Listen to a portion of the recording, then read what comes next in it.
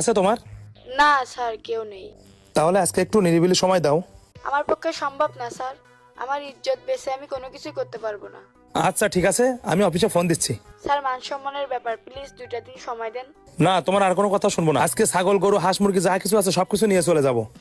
আমার মান সম্মান নষ্ট হবে।